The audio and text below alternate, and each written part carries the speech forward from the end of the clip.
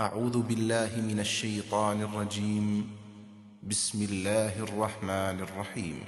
واتل ما أوحي إليك من كتاب ربك لا مبدل لكلماته ولن تجد من دونه ملتحدا واصبر نفسك مع الذين يدعون ربهم بالغداة والعشي يريدون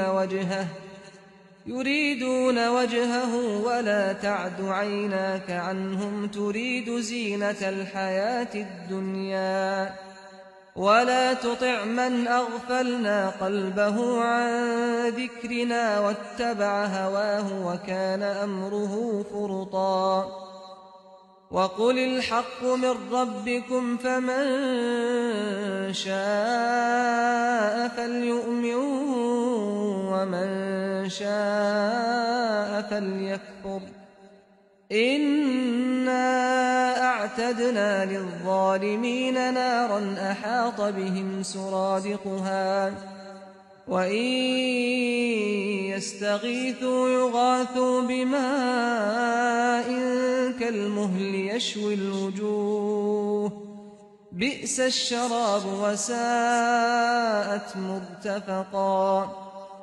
تم ان کی پرواہ نہ کرو اے پیغمبر، اور تمہارے پروردگار کی جو کتاب تمہاری طرف وحی کی جا رہی ہے اسے لوگوں کو سنا دو۔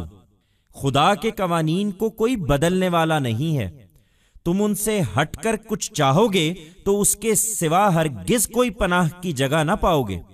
تم اپنے آپ کو ان لوگوں کے ساتھ جمائے رکھو جو اپنے پروردگار کی رضا جوئی میں صبح و شام اس کو پکارتے ہیں۔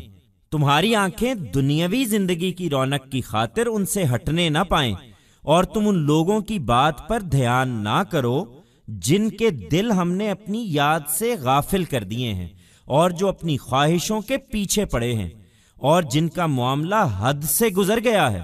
ان سے کہو تمہارے پروردگار کی طرف سے یہی حق ہے، سو جس کا جی چاہے ایمان لائے اور جس کا جی چاہے انکار کر دے۔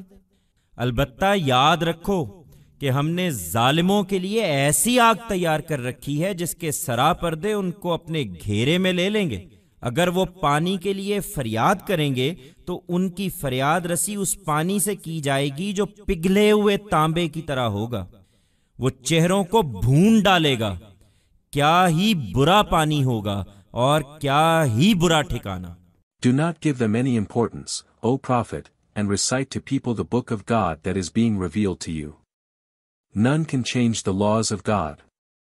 If you want something contrary to these laws, you shall never find anyone except him as a refuge. Attach yourself deeply to people who call God morning and evening to please him. Your eyes must not turn away from them because of the allurements of worldly life, and do not pay heed to what they say who we have made heedless to our remembrance and who are engrossed in their desires and whose matter has exceeded the limits. Tell them, this only is the truth from your Lord. So, whoever wants can profess faith and whoever wants can reject. However, bear in mind that, we have prepared for the unjust a fire whose tall tents shall embrace them. If they plead for water, their pleadings shall be answered by water which shall be like molten brass. It shall roast faces. What nasty water and what an evil abode.